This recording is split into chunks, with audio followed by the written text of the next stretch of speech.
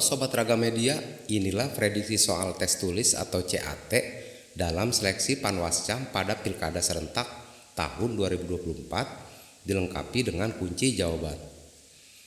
Soal nomor 1, dalam Undang-Undang nomor 7 tahun 2017 yang dimaksud dengan penyelenggara pemilu adalah A.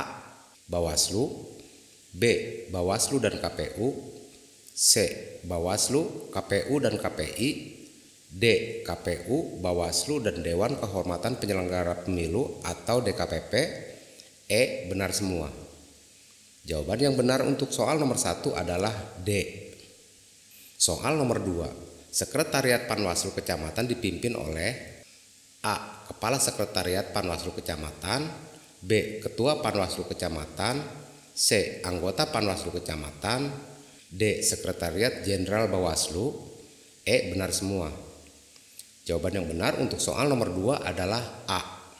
Soal nomor 3, alasan yang paling tepat untuk menjelaskan penyebab hadirnya lembaga pengawas pemilu di Indonesia adalah A. Anggaran penyelenggaraan pemilu sangat besar, B. Indonesia belum memiliki lembaga pengawas pemilu, C. Pemilu diwarnai praktik-praktik kompetisi yang tidak fair, D. Standar pemilu demokratis yang mengharuskan dibentuknya lembaga pengawas pemilu, E. Pemilihan yang dilakukan secara baik. Jawaban yang benar untuk soal nomor 3 adalah C. Soal nomor 4, pengawasan pemungutan suara di TPS dilaksanakan oleh A. Pengawas TPS, B. Panwaslu Kelurahan atau Desa, C. Panwaslu Kecamatan, D. Bawaslu Kabupaten Kota, E. Sukarelawan. Jawaban yang benar untuk soal nomor 4 adalah A. Soal nomor 5, struktur kelembagaan di lembaga pengawas pemilu adalah A. Bawaslu, Bawaslu Provinsi, Bawaslu Kabupaten Kota, Panwaslu Kecamatan, Panwaslu Kelurahan atau Desa, pengawas TPS. B. Bawaslu Provinsi, Bawaslu Kabupaten Kota, pengawas Kecamatan, Panwaslu Kecamatan, Panwaslu Kelurahan atau Desa. C. Bawaslu, Bawaslu Provinsi, Bawaslu Kabupaten Kota. D. Bawaslu Kabupaten Kota, Panwaslu Kecamatan, Panwaslu Kelurahan Desa, pengawas TPS. E. Bawaslu, Bawaslu Provinsi, Bawaslu Kabupaten Kota, Panwaslu Kelurahan atau Desa. Jawaban yang benar untuk soal nomor 5 adalah A. Dalam pemilu, pemilih diharuskan memberikan suaranya tanpa ada paksaan dari pihak manapun. Pernyataan tersebut merupakan makna prinsip penyelenggaraan pemilu yang A. Umum, B. Langsung, C. Rahasia, D. Jujur dan adil, E. Bebas. Jawaban yang benar untuk soal nomor 6 adalah E. Soal nomor 7, undang-undang yang mengatur tentang pemilihan umum diatur dalam A. Undang-Undang nomor 3 tahun 2008, B. Undang-Undang nomor 4 tahun 2008, C. Undang-Undang nomor 5 tahun 2013, D. Undang-Undang nomor 7 tahun 2017, E. Undang-Undang nomor 14 tahun 2009. Jawaban yang benar untuk soal nomor 7 adalah D. Soal nomor 8, di bawah ini adalah indikator pemilu demokratis kecuali A. Penyusunan kerangka hukum, B. Hak memilih dan untuk dipilih, C.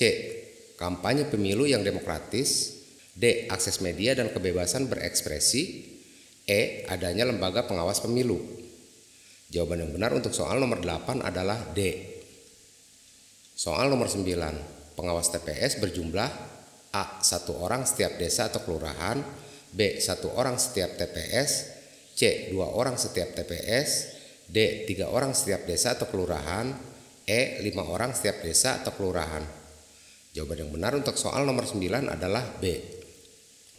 Soal nomor 10, perlengkapan pemungutan dan penghitungan suara di TPS meliputi antara lain kecuali A. Surat suara, B. Tinta, C. Sampul kertas dan segel, D. Kotak suara dan bilik suara, E. Obeng untuk mencoblos. Jawaban yang benar untuk soal nomor 10 adalah E. Soal nomor 11, Panwaslu Kecamatan berada di bawah dan bertanggung jawab kepada A. Bawaslu Kabupaten Kota, B. Sekretaris Jenderal Bawaslu RI, C. Sekretaris Bawaslu Kabupaten Kota, D. Kepala Sekretariat Bawaslu Provinsi, E. Bupati. Jawaban yang benar untuk soal nomor 11 adalah A. Soal nomor 12. Dalam pelaksanaan kampanye ada ketentuan-ketentuan yang harus dipatuhi oleh pelaksana, peserta, dan petugas kampanye.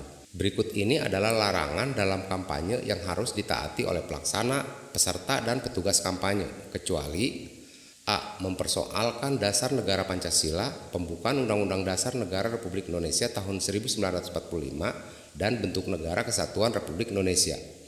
B. Mengganggu ketertiban umum. C. Membawa atau menggunakan tanda gambar dan atau atribut lain selain dari tanda gambar dan atau atribut peserta pemilu yang bersangkutan. D. Menjanjikan atau memberikan uang atau materi lainnya kepada peserta kampanye. E. Kampanye dengan batas waktu yang telah ditentukan oleh KPU. Jawaban yang benar untuk soal nomor 12 adalah E. Soal nomor 13.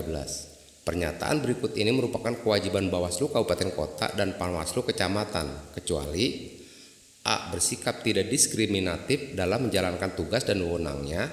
B. Melaksanakan pembinaan dan pengawasan terhadap pelaksanaan tugas pengawas pemilu pada tingkatan di bawahnya. C.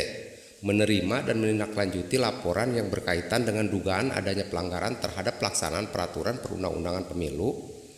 D. Menyampaikan laporan hasil pengawasan kepada Bawaslu Provinsi sesuai dengan tahapan pemilu secara periodik dan atau berdasarkan kebutuhan. E. Merekomendasikan pembentukan Dewan Kehormatan untuk memeriksa anggota KPU Provinsi atau KPU Kabupaten Kota yang diduga melanggar kode etik penyelenggara pemilu. Jawaban yang benar untuk soal nomor 13 adalah E. Soal nomor 14. Apabila terjadi hal-hal yang mengakibatkan Panwaslu Kecamatan tidak dapat menjalankan tugasnya, pengawasan tahapan penyelenggaraan pemilu untuk sementara dilaksanakan oleh A. KPU, B. Bawaslu Provinsi, C. Bawaslu Kabupaten Kota, D. Sekretaris KPU Provinsi, E. Kejaksaan. Jawaban yang benar untuk soal nomor 14 adalah C. Soal nomor 15. Berikut ini adalah pihak yang harus tunduk pada kode etik penyelenggara pemilu adalah A. Peserta pemilu, B. Pemerintah daerah, C. Petugas kampanye, D. Pengawas pemilu, E. Komisi penyiaran. Jawaban yang benar untuk soal nomor 15 adalah D. Terima kasih, semoga bermanfaat.